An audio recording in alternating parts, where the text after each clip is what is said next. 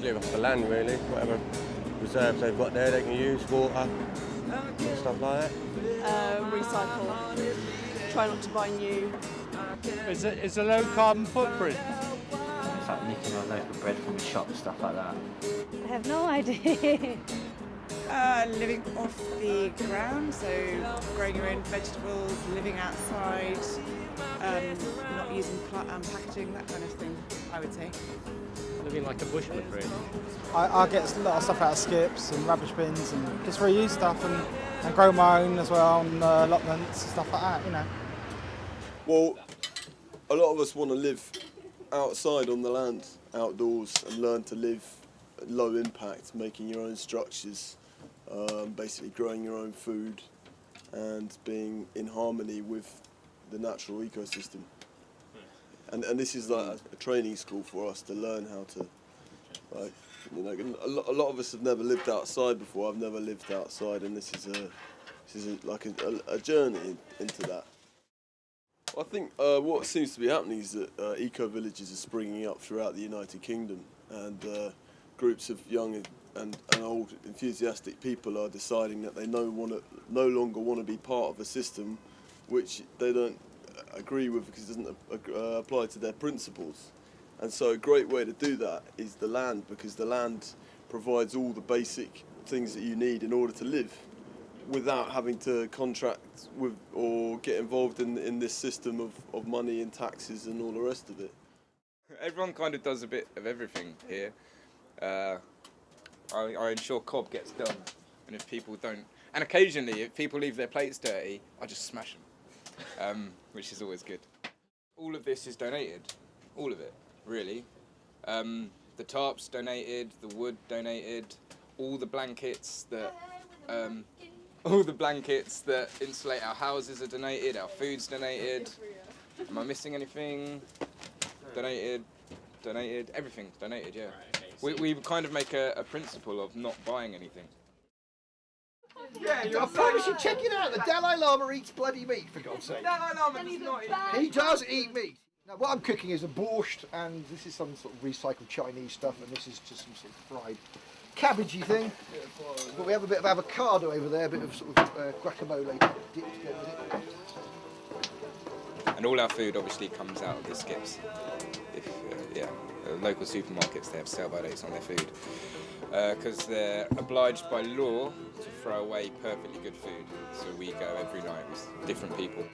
It's perfectly good food. When I was on a squat in Guildford, we used to get between £400 and £500 of Marks and Spencer's food a week out of the skip. We lived like princes. Sirloin steak, chocolate profiteroles, sushi, it was fantastic.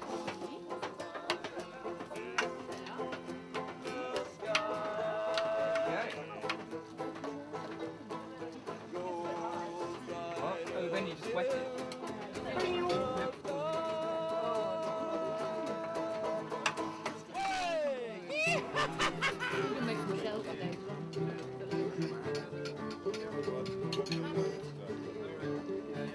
What just happened?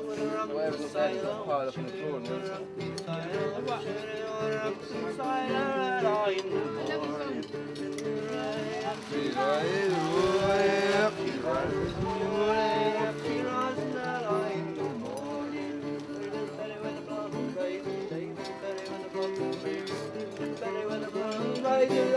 in the morning.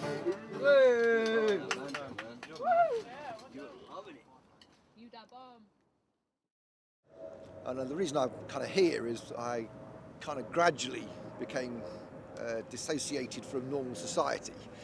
But then it finally got to a point where I was down in Guildford, I had no money, nowhere to live, and fortunately I managed to go to a free festival, which we then used to squat the land, or in fact claim the land under our lawful rights under the common law. Yeah, they're trying to get planning permission to build here, but it's not their land. As I'm saying, under the common law, any man who takes up a piece of land and develops it in any way is serving the public good, and that's in the interest of humanity. Any developer who comes here is going to be building largely luxury flats that people in this day and age can't afford, and we shouldn't be building anyway because it's a waste of resources. We've got 1 million empty properties in the country, and yet we've got 1 million homeless. That just shows you, where our society is.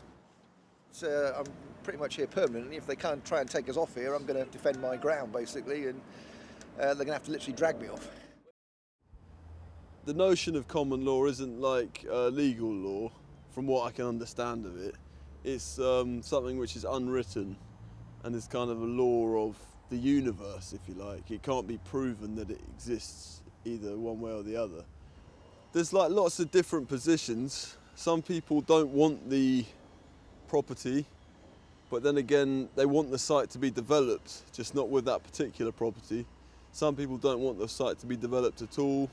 Some people don't want the site to be developed, but maybe necessarily don't want an eco-village here. Some people want a park. So there's lots of different viewpoints.